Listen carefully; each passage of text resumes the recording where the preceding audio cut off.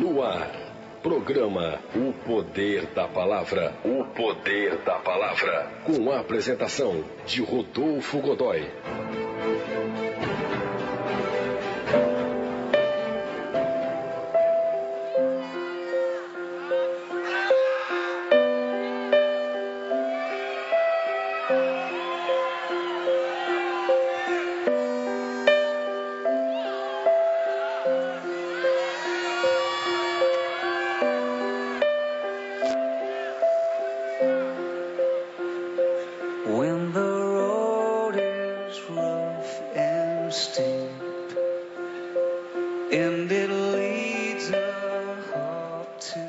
O texto que nós vamos ler está na segunda carta aos Coríntios, capítulo 6, os versos 14 em diante. Diz o texto: Não vos prendais a um jugo desigual com os infiéis, porque que sociedade tem a justiça com a injustiça? E que comunhão tem a luz com as trevas? E que concórdia há entre Cristo e Belial? Ou que parte tem o fiel com o infiel? E que consenso tem o templo de Deus com os ídolos? Porque vós sois o templo de Deus vivente. Como Deus disse, neles habitarei, e entre eles andarei. E eu serei o seu Deus, e eles serão o meu povo. Pelo que saí do meio deles, e apartai-vos, diz o Senhor. E não toqueis nada imundo, e eu vos receberei. E eu serei para vós pai, e vós sereis para mim filhos e filhas, diz o Senhor Todo-Poderoso. Capítulo 7. Ora, amados, pois que temos tais promessas, purifiquemo-nos de toda a imundícia da carne e do espírito, aperfeiçoando a santificação no temor de Deus.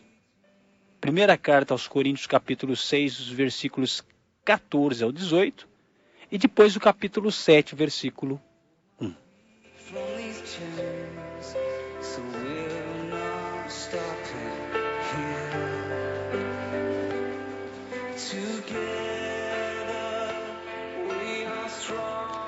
Queridos irmãos, nós percebemos que a religião, ela influencia o comportamento humano. Eu queria lendo alguns textos de acontecimentos, para a gente trabalhar esse texto e esse tema. No dia 29 de agosto de 2004, veiculou-se a seguinte notícia: um manifestante roubou a cena e ajudou a afastar a medalha de ouro de Vanderlei Cordeiro de Lima na Maratona de Atenas. Fato muito conhecido, que veiculou pelo mundo inteiro. Esse fundista, esse esportista brasileiro, tinha uma grande vantagem sobre os outros competidores, quando um homem, trajando roupas típicas irlandesas, invadiu a pista e o agarrou o maratonista. Esse homem foi identificado como Cornélio Zoran. O irlandês fez isso com o intuito de divulgar mensagens religiosas. Uma outra notícia que foi veiculada no dia 20 de março de 95, que dizia: o ataque com gás sarin no metrô de Tóquio foi organizado e realizado em 5 pontos diferentes. O ataque matou 12, intoxicou gravemente 50 e causou problemas temporários na visão de quase 1.000 pessoas. O ataque foi promovido por membros nacionais de uma seita chamada Aum Shirinkyo.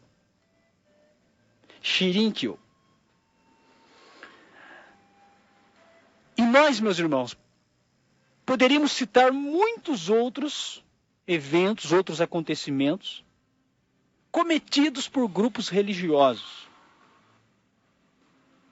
Muitas outras notícias poderiam ser dadas nesta mensagem. Nós ouvimos falar de crianças que são mortas, crianças que são oferecidas a divindades, Nós ouvimos falar de atentados terroristas. Nós ouvimos falar de suicídio coletivo, tudo influenciado pela religião. Nós chegamos à conclusão que a religião, ela influencia de forma decisiva no comportamento humano. Isso é algo verídico, algo verdadeiro. E nós precisamos estudar alguns segmentos religiosos que influenciam muito no nosso tempo. Provavelmente você já ouviu falar do esoterismo. Lá no dicionário, o termo esotérico é definido como ensinamento relativo ao ocultismo, reservado a poucos. Na prática, queridos, o esoterismo é caracterizado pelos estudos dos símbolos, ou seja, por esse conhecimento, a busca da razão, da existência e a compreensão do mundo em que se vive. Assim a gente consegue rapidamente definir o que é o esoterismo. Alguns dos símbolos muito utilizados nas práticas esotéricas são as pirâmides, os cristais, óleos essenciais, anjos, gnomos, duendes e por aí vai. Inclusive muitos artistas divulgam estes símbolos, muitas marcas famosas divulgam estes símbolos. No Brasil, essa prática encontrou lugar na vida de tantas pessoas que existem nas cidades, que estão inteiramente envolvidas com o esoterismo. Em lugares em que a vida econômica gira em torno do turismo esotérico. É interessante porque no Brasil existem cidades que são chamadas de cidades esotéricas. Além do uso desses objetos que nós citamos, muitas práticas são adotadas por aqueles que se dizem esotéricos. São as terapias vibracionais, a aromagia, a quiromancia, a gouro, leitura das mãos, leitura dos pés para ver futuro, a necromancia, que é a consulta dos mortos, os banhos especiais, etc. Agora, a Bíblia é muito severa em relação a essas práticas. Veja o que diz a Bíblia em Romanos, no capítulo 1, versículo 18 ao 23.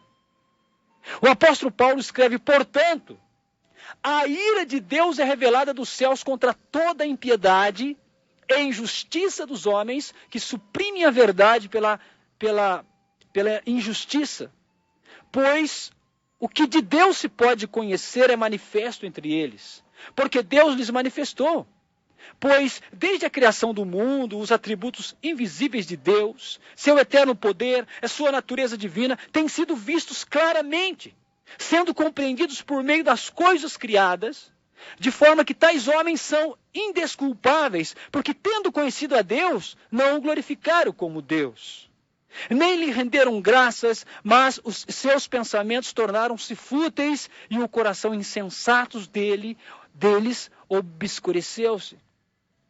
Dizendo-se sábios, tornaram-se loucos e trocaram a glória de Deus imortal por imagens feitas segundo a semelhança do homem mortal, bem como de pássaros, quadrúpedes e répteis.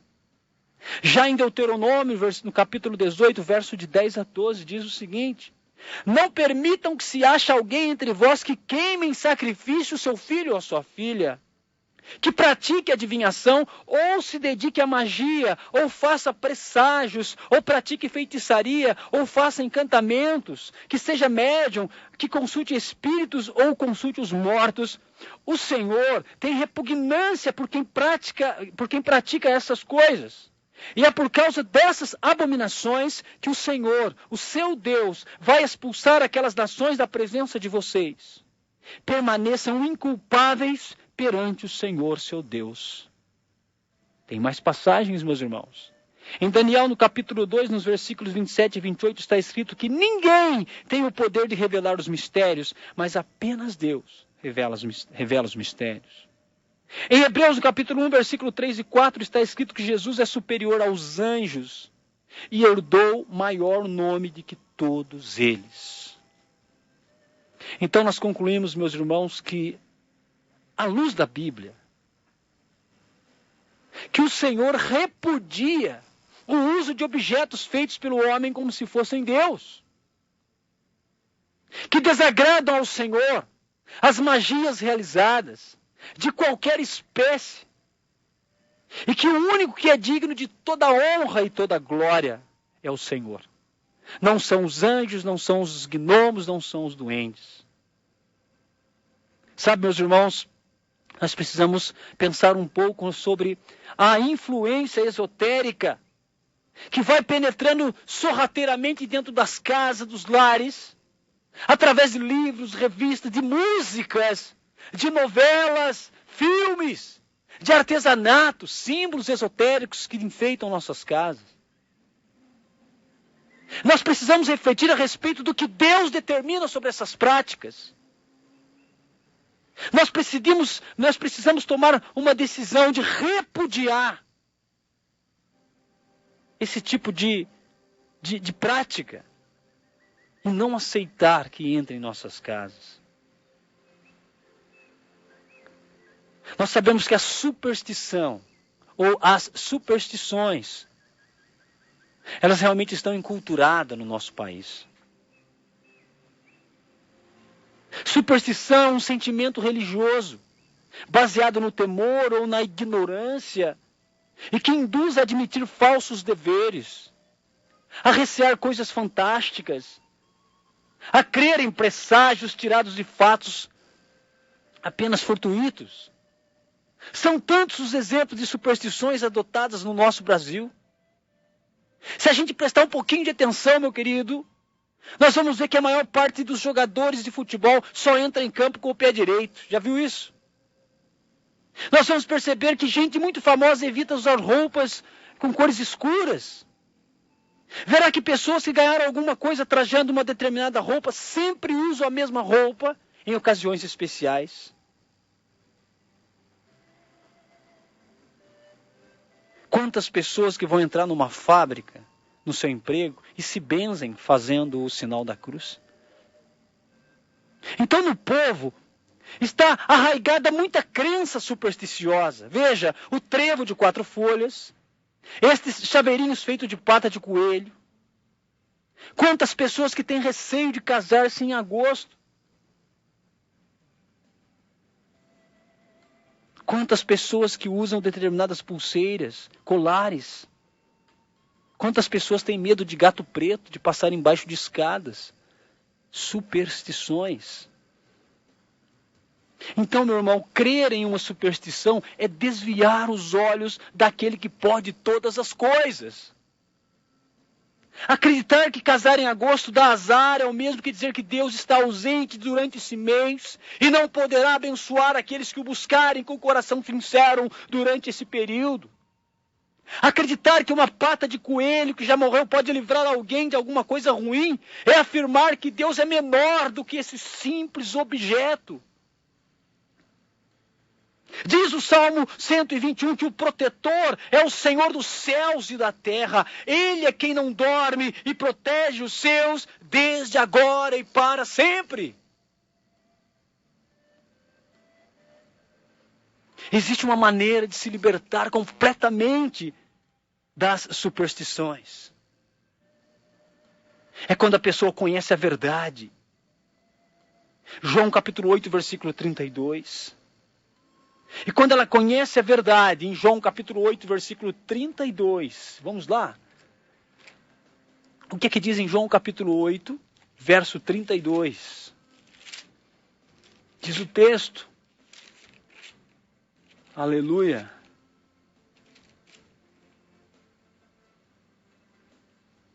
João capítulo 8, versículo 32, conhecereis a verdade, e a verdade vos libertará.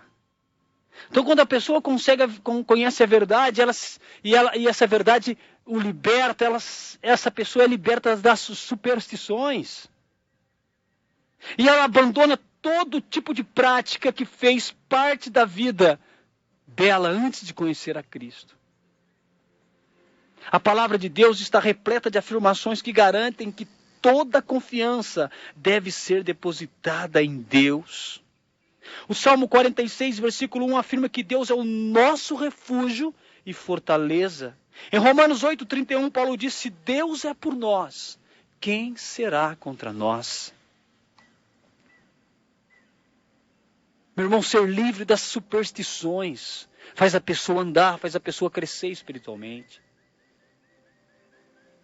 Quantas pessoas têm perdido grandes oportunidades na vida porque são supersticiosas, estão amarradas, estão atrasadas, estão equivocadas. Mas não é só isso, meu irmão. Existe um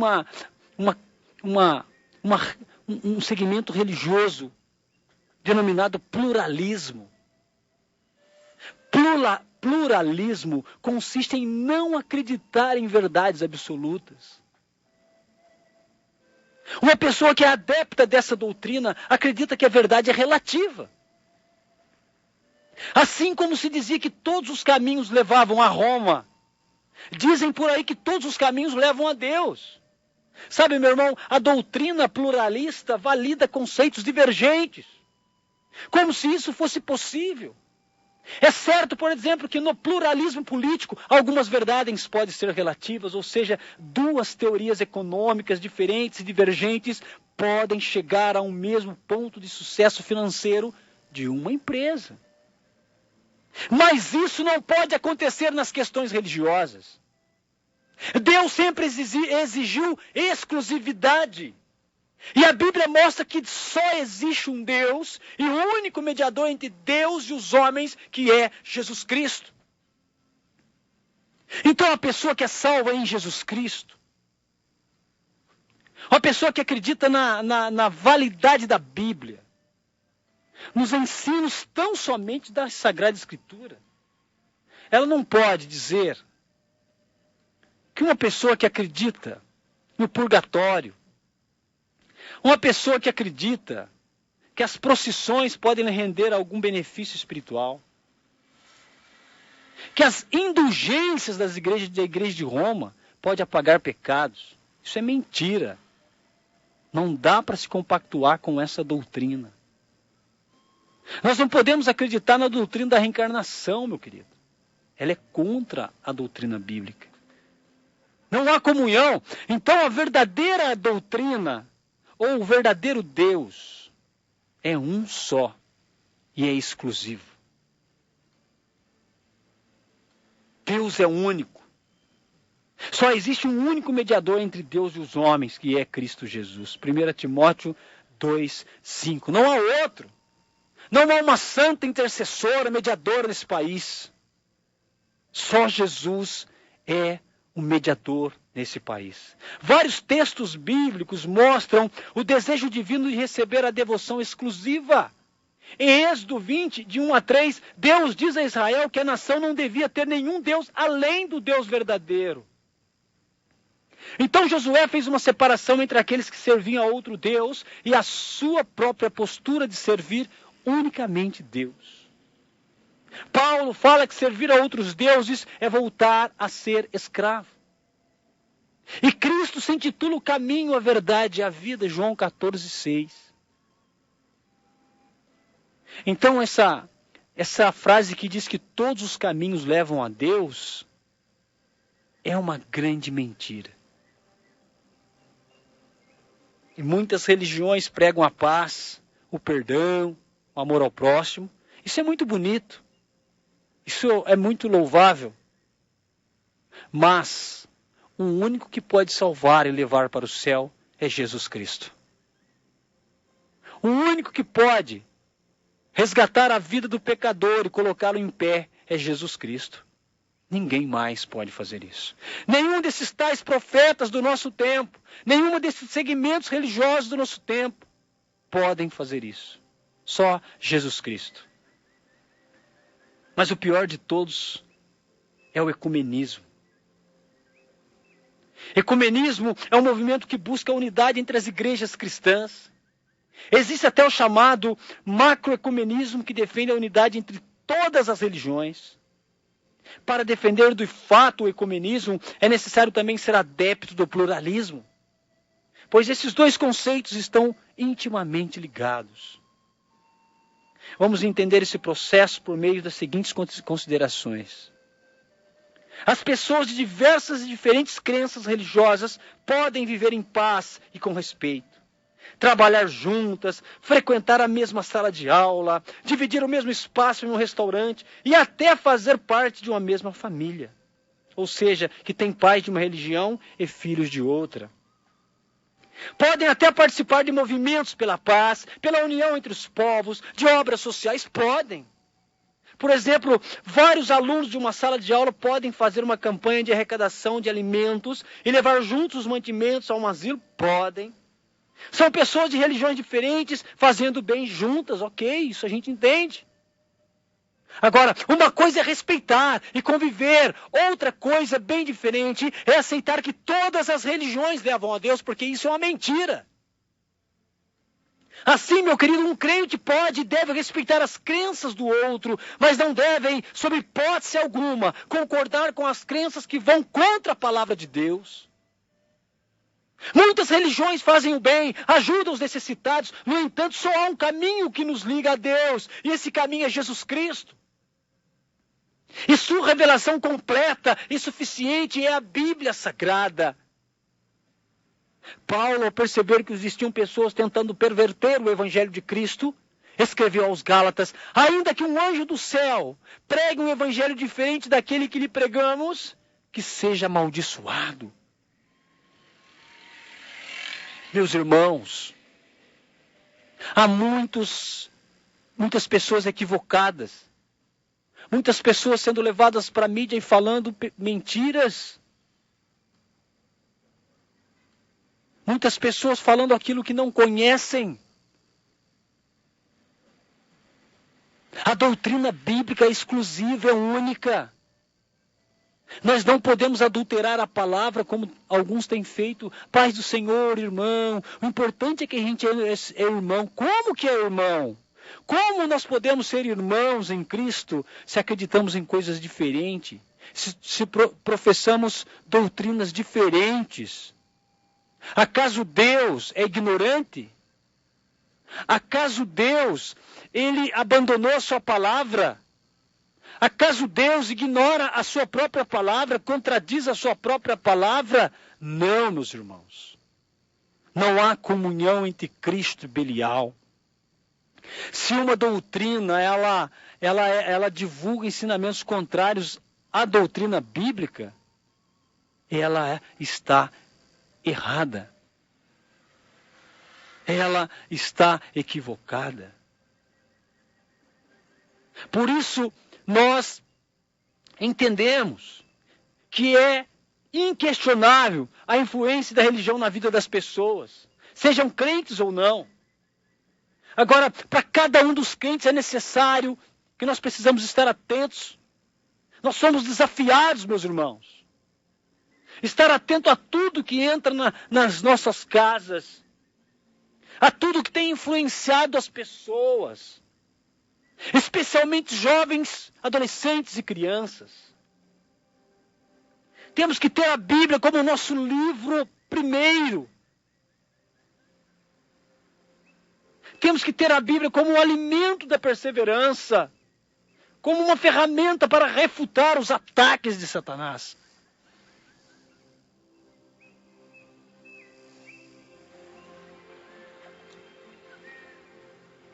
Temos que tornar-se cada dia mais um pregador da verdadeira e única palavra de Deus, um anunciador do Evangelho que é Jesus Cristo. Jesus é capaz de abrir os olhos dos que necessitam conhecer a verdade. Precisamos confiar em Cristo acima de todas as coisas, pois não há nada que possa nos guardar e proteger além do nosso Salvador, o único e suficiente Jesus Cristo.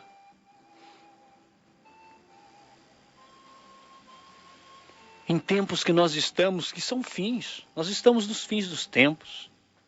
Se isso vai demorar ainda muito tempo, porque para Deus o tempo é diferente do nosso, mas que demore muito tempo. Mas esse muito tempo que possa demorar, com certeza fazem parte dos últimos tempos. Porque a degradação espiritual, nunca vista antes é a que a nossa geração está vivendo. É a que os nossos filhos estão começando a sua vida. A degradação espiritual, o relativismo, que cada um tem a sua verdade, todo mundo quer unidade, todo mundo quer paz. Mesmo negando o Deus bíblico, as pessoas querem saudar com a paz.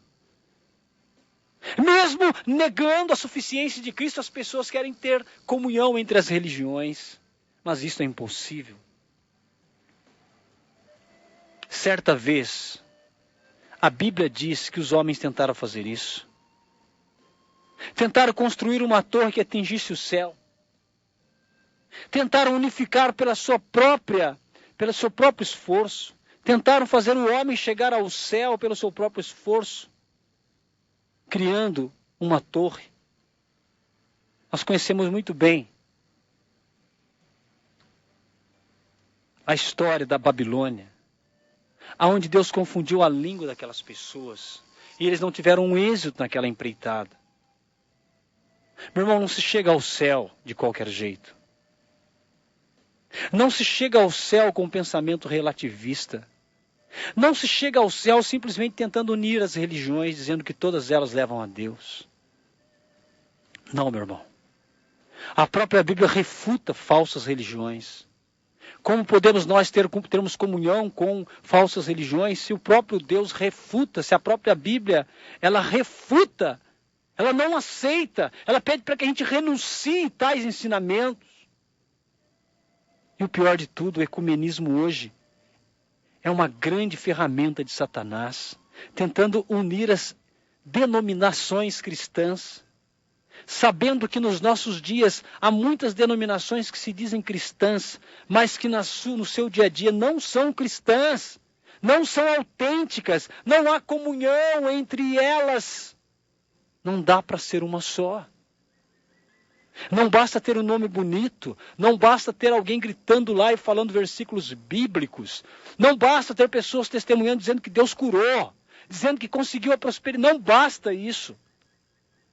Se a doutrina for antibíblica. Então não há possibilidade de ecumenismo, nem de macroecumenismo, a união de todos os segmentos religiosos do mundo. Não há possibilidade, não é possível. O dia que isso acontecer, pode ter certeza, é porque o cristianismo está fora disso. Porque o cristianismo genuíno, verdadeiro, está fora disso. O dia que todas as religiões disserem que estão unidas, que estão juntas, tenha certeza, irmão, o verdadeiro cristão não está ali. Ele está excluído desse grupo. Porque a Deus nós devemos a exclusividade. Não há mistureba e não há relatividade entre as religiões e a doutrina bíblica. Por isso vamos prestar atenção. Porque de repente nós estamos dentro de um segmento que se diz cristão, que se diz religioso cristão, mas os seus ensinamentos são contrários aos ensinamentos da Bíblia. E essa prática tem se tornado comum nos nossos dias, como se fosse normal, mas não é. Peçamos ao Senhor, com esta reflexão, para tomarmos cuidado, para sermos despertados pelo Senhor e não confundidos por esse espírito de engano que avassala o nosso mundo. Em nome de Jesus. Amém.